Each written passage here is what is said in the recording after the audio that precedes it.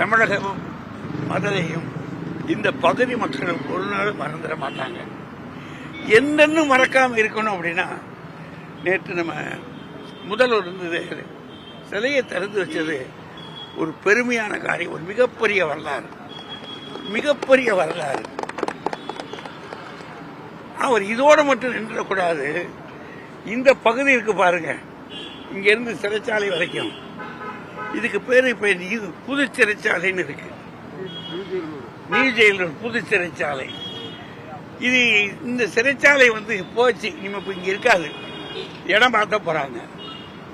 இந்த இடத்துக்கு, இந்த வீதிக்கு முதல் மேயர் முத்து சாலை, முதல் மேயர் முத்து, ஏன்னா மதுரைக்கு முதல் மேயர் அவர் தான், முதல் மேயர் முத்து சாலை அப்படின்னு பெயர் வைப்பதற்கு பாருங்க, அதுதான் மிகப்பெரிய தொண்டு, அது மிகப்பெரிய சேவை.